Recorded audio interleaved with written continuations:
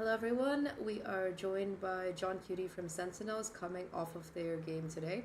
Um, for first of all, John, I know that it was a very tough loss for you. My commiserations.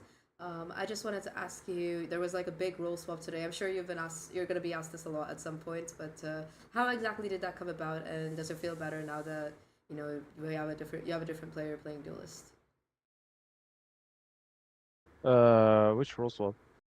I think I noticed that today it was Redux playing the Waylay and not Narrate. Oh, I mean, it's just something we've tried in practice this past week, or like after the game. I guess 100 Chiefs, we had some time, so we tried different stuff, and I feel like Yasin was comfortable on Waylay, and Marshall was comfortable on Chamber. Mm-hmm. I looked good in practice, and we just stuck to it. Yeah. I think that this meta, especially since you brought up Chamber, it seems to be leaning very heavily towards Chamber, especially in North America. So I wanted to get your take as an IGL as to why you think that is. I mean, it just feels like the nerf of util usual helps having an agent that can AWP a lot and can TP, can be very aggressive and hard to punish, Mm-hmm. and also can let people be express more their skills. I'm sure a lot of people in the league are more comfortable playing chamber than the more traditional sentinels or like the other options. Mm-hmm. And yeah, I mean, AWPing in the game is just very OP, and when you have an agent like chamber, just it's pretty strong. Yeah, I think we definitely saw a hint of that today with Narrate, and personally, I would love to see him more on Chamber. I think that he plays it with a certain level of panache, I suppose.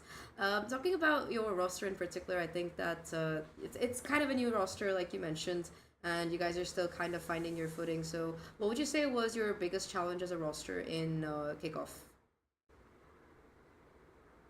Uh, I'm not sure. It's kind of hard. Like I feel like today we're letting a lot of games slip away. We're losing a lot of easy rounds. We're making a lot of mistakes. I think yeah, it's kind of hard. Like there's some maps we didn't show up individually. Some maps we just made the wrong decisions. Today it was like kind of hard. I feel like we were in control a lot for both maps, and we kind of just let it slip away. Mm-hmm. And yeah, it's kind of difficult to say. I feel like yeah, I feel like it's just difficult. I think we could have done way better. Mm-hmm. We could have went like further. I think a lot of like the Hunter Chiefs game and this game, we just let it slip away in my opinion. I know they're both like 0-2, but they were like crazy close. Close. OT like bind. We lost at 12-8 in Core. I feel like we lost so many 5v3s, 5v2s. Mm-hmm. I don't know. I feel like we just make our lives very like hard in these games. Uh, like Valorant is just a game of whoever does the least mistakes win. I feel like we just do too many mistakes and we kind of lose some crazy rounds like that we should be always winning. Mm-hmm. I think that all everything that you said makes a lot of sense. So building on that a little bit, as an IGL, I think at this point you've been with Sen for a while. It's been a few years. When you're rebuilding a roster and you have new players coming in, especially when they're coming in from tier two and may not have as much experience as the other members on the team. So how do you get them like kind of ready for tier one? How do you make them feel ready? And what else do you do to build team chemistry? Because when you have a new roster, that's certainly up in the air, right? Yeah. Well, I don't know if you're aware, but I'm not. It's Caillou's the IGL, not me. But I'll answer your question regardless. Uh, I mean, I'm just making sure to be there for my teammates. If they have obviously any questions, Mm-hmm. whatever, like, and I'm just trying to help as much as I can. Mm-hmm. I'm trying to be flexible so my teammates are comfortable in a lot of maps, depending on the roles. And yeah, I mean, people have their own personalities. I don't think anyone is really getting like nervous or anything. I just think we are not like playing well as a team, and then also making bad decisions, Mhm. and it just kind of snowballs. But yeah, I mean, I just hang out with my teammates. I mean, obviously, like we work really hard, so we spend like 8, 9 hours together. Then we just go and play rank together. So probably like a crazy amount of hours, like 12, 13 hours, like just with your teammate. And yeah, I just like to build synergy and cohesion. I think yeah, sometimes sadly the results or like the work doesn't show right away. It needs to take some time, and sadly hasn't been shown this kickoff, and hopefully it does in split one.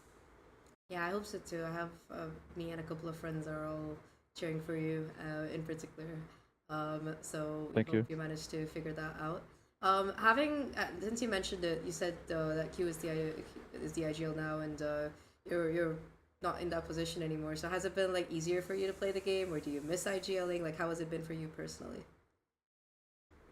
Uh, it's been a new experience.